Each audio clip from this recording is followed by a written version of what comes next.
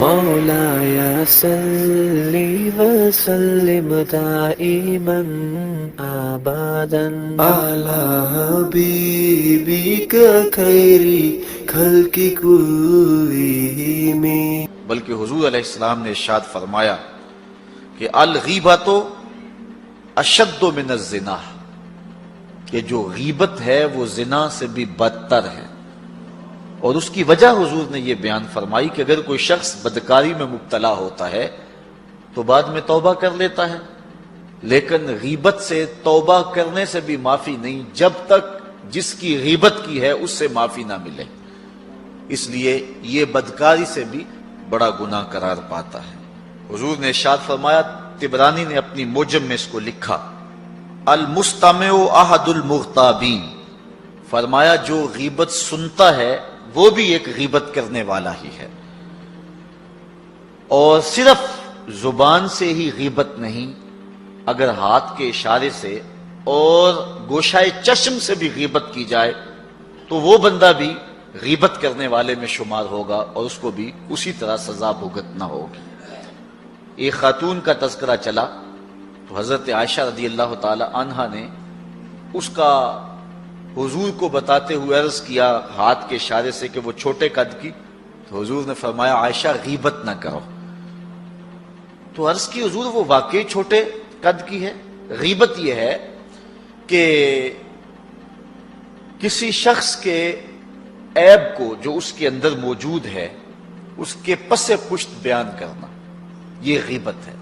اور اگر اس کے اندر عیب نہیں ہے اور پھر عیب اس پر لگایا جائے تو یہ غیبت نہیں ہے، یہ بہتان ہے. اگر اس کے اندر ہے، بالکل ہے، 100% اس کے اندر عیب موجود ہے اور اس عیب کو بیان کیا جائے اس کے پس پشت، جس کو سن کر اس کو دکھ پہنچے گا اور وہ ناراض ہوگا، تو وہ غیبت کہلاتی ہے. بصورت دیگر وہ بہتان ہوگا اور وہ دوہرا جرم ہے. چغلی، غیبت اور چغلی الگ ہے. غیبت یہ ہے کسی کا عیب بیان کر دیا جائے اس کے پس پشت، اور نمیمہ چغلی یہ ہے کہ کسی شخص نے کسی کے بارے میں کوئی بات کہی اور آپ اس سے بات لیتے ہیں اور جا کے اس کے منہ میں ڈال دیتے ہیں. اس شخص کو کہتے ہیں تیرے بارے وہ یہ کہہ رہا ہے، یہ ہے نمیمہ. اور یہ انتہائی بری خصلت ہے. اللہ قرآن میں سورہ القلم کے اندر ارشاد فرماتا ہے وَلَا تُطِعْ كُلَّ حَلَّافٍ مَّهِينٍ هَمَّازٍ مَّشَّاءٍ بِنَمِيمٍ. یہ چغل خور ولید بن مغیرہ کی خصلت ہے، چغل خوری، اور اللہ نے اس کے ساتھ اس کو منسوب کیا. یہ جھوٹی قسمیں کھانے والا اور چغلی کرنے والا ہے. اس نے حضور علیہ السلام کو مجنون کہا تھا اور اللہ تعالیٰ نے اس کے نقص گنوائے. اور اس کافر کے نقائص میں سے ایک نقص یہ تھا کہ یہ چغلی کرنے والا تھا. جس طرح مکھی گند اٹھاتی ہے نا اور جا کے پاک کھانے پہ رکھ دیتی ہے، اپنی اپنی قسمت ہے نا. شہد کی مکھی کا اپنا مقدور ہے. تو شہد کی مکھی چلتی ہے اور حضور پہ درود پڑتی ہے اور چھتے تک آتے آتے وہ شہد میٹھا کر لیتی ہے، وہ کڑوا رس میٹھا کر لیتی ہے. اور دوسری مکھی گندگی پہ بیٹھتی ہے، ایک جگہ سے گندگی اٹھاتی ہے اور دوسری جگہ پہ لا کے رکھ دیتی ہے. چغل خور بھی اس مکھی کی طرح ہے، ایک جگہ سے گندگی اٹھاتا ہے اور دوسری جگہ پہ رکھ دیتا ہے اور لڑائی اور فساد برپا کر دیتا ہے. لیکن سلو کرانے والا شہد کی مکھی کی طرح ہے.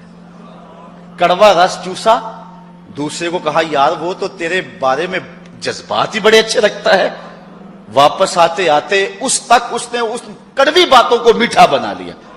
اور پھر اس نے کہا اچھا پھر میں ہی غلطی پہ ہوں، اگر وہ میرے بارے جذبات یہ رکھتا ہے تو پھر میں غلطی پہ ہوں، میں توبہ کرتا ہوں، میرا اس کو سلام کہہ دینا. تو محبت پیدا ہو گئی.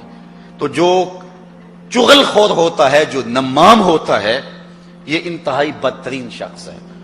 اور بخاری مسلم دونوں میں روایت ہے، حضور نے ارشاد فرمایا لا يدخل الجنت نمام، چغل خور جنت میں داخل نہیں ہوگا، چغل خور جنت میں نہیں جائے گا. امام بخاری نے اپنی صحیح میں اس روایت کو نقل کیا ہے. حضور علیہ السلام نے ارشاد فرمایا تاجدو من شرار الناس ذل وجہین هو الذی یاتی ہؤلاء بوجہ وہؤلاء بوجہ. حضور نے فرمایا کہ اللہ کے نزدیک سب سے شریر آدمی وہ ہے کہ جو دو منہوں والا ہے. ایک شخص کے پاس جاتا ہے تو اور منہ لے کے جاتا ہے، دوسرے شخص کے پاس جاتا ہے تو اور منہ لے کے جاتا ہے. اس کو کہتا ہے اس نے تیرے بارے یہ کہا، اس کو کہتا ہے اس نے تیرے بارے یہ کہا، لڑائی کرا دیتا ہے، خاندان توڑ دیتا ہے. اچھا، غیبت بری چیز ہے، چغلی اس سے بھی بری چیز ہے.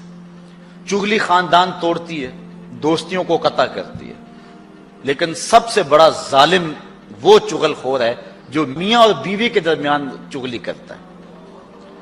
جب میاں اور بیوی آپس میں الجھ پڑیں اور طلاق کی نوبت آئے، حدیث میں آتا ہے اللہ کا عرش بھی تھرا جاتا ہے. اللہ کو یہ انتہائی ناپسند ہے. تو جو شخص غیبت کرتا ہے اور چغلی کرتا ہے اور خاندانوں کو لڑاتا ہے، دوستوں کو توڑتا ہے، ان میں سے بدترین شخص وہ ہے کہ جو بیوی کو خامند کی بات بتائے اور اس کے خلاف بات کرے، اور جو ہے وہ خامند کو بیوی کی اور بیوی کو خامند کی، اور اس طرح دونوں کے اندر تفریق ڈال دے. تو اس کے پاس اور منہ لے کر آیا، اس کے پاس اور منہ لے کر کے آیا. لوکی منو منہ آتے خول چڑھا کے مل دے دے، ویکھن نو کتنے مٹھے پیڑے کتنے دل دے دے. کتنے لوگ ہیں کہ جو معاشرے کے اندر کام ہی یہی کرتے ہیں، ویلے ٹگے، انہیں کوئی کام نہیں ہوتا، بس لوگوں کو لڑا رہے ہوتے ہیں، جھگڑے فساد، خاندان کے خاندان اجاڑ کے رکھ دیتے ہیں. حضرت عمر رضی اللہ تعالیٰ عنہ فرماتے ہیں کہ میں کسی سے پوچھوں نا کہ تو آج کل کیا کرتا ہے، وہ کہے کہ میں آج کل فارغ ہوتا ہوں، کہتے وہ شخص میری نظر سے گر جاتا ہے. فارغ نہ رہو، مومن فارغ نہیں ہوتا، ہر وقت کچھ نہ کچھ کر رہا ہوتا ہے. اپنے آپ کو مصروف رکھیں، با مقصد زندگی بنائیں، ایک لمحہ بھی بے مقصد نہ گزاریں. حضرت قعب رضی اللہ تعالیٰ عنہ کا ایک قول ہے، فرماتے اتقوا النمیمہ فإن صاحبها لا یستریح من عذاب القبر. کہا چغل خوری سے بچ جانا، اس لیے کہ جو چغل خور ہے وہ عذاب قبر سے نجات نہیں پا سکتا ہے، وہ عذاب قبر میں ہی جو ہے مبتلا رہتا ہے. اگر کوئی شخص غیبت کرے کسی کی یا چغلی کرے تو اس کو روک دو، منع کر دو، کہا میرے سامنے نہ کر.